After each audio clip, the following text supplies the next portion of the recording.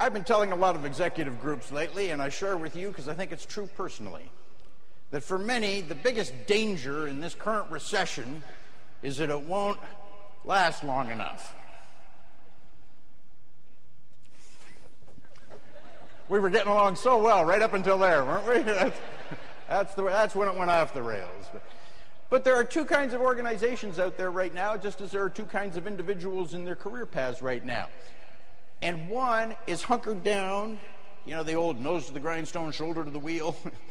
You try and get any work done in that position. Focus purely on the next 90 days, the next 6 months. How do we get through all this thing? How do we make all this thing work? And there are those who are taking 10 or 15 or 20% of their time figuring out what do we need to do differently when this ends. Because we know it will end. We've been through this kind of thing before. Those of us in this room know that there will be an end to this. And the other thing that we know is in every marketplace, 12 to 18 months after this thing ends, the pecking order will have changed. As Bob Dylan taught us many years ago, those who were last shall be first, those who were fast will be slow, and so on. And it's true for careers as well. If we're not taking advantage of this opportunity to rethink what we're doing, why we're doing, how we're doing, and where we want to go with this, and what we need to do to get there, we are missing a tremendous opportunity because half of the rest of the universe is hunkered down and focused on the next few months. Chinese steel's up 20% since November. The Baltic Dry Index has doubled. I mean, it's still way down from where it was, but it's doubled in the last couple of months, which I think is a very significant indicator of where we're going across the course of the next year. Warren Buffett's metrics say buy right now.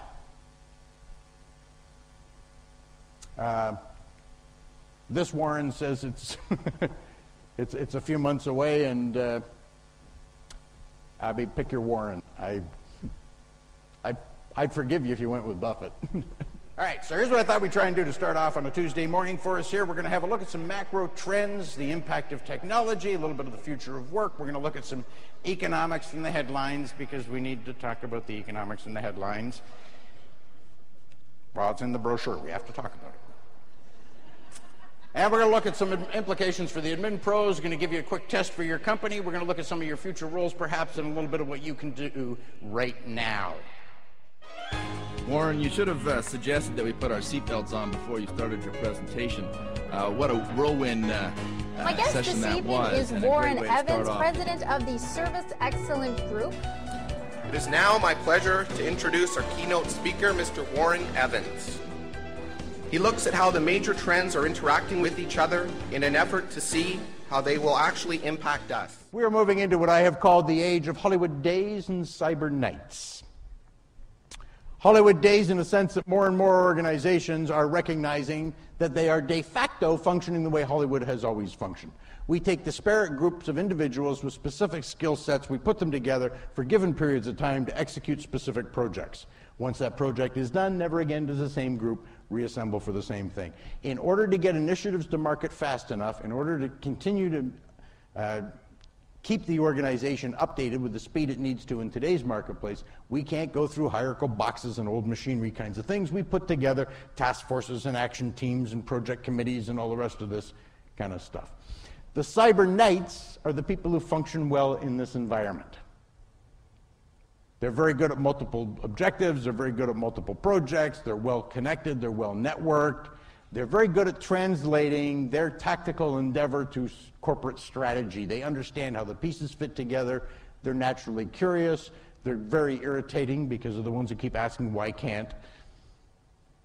And they have a tendency to be the people who got an A+ in the works and plays well with other children, part of the report card when they were this high.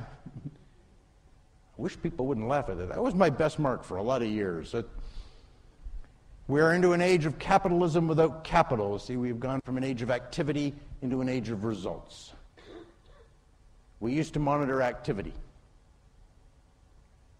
I mean, here's a fun thing you can tell your grandchildren, some of you, that you were actually alive at a day and age where we used to pay people based on how long their body was physically in the building. We actually had clocks on doors to keep track by the minute of how long their body was inside the building.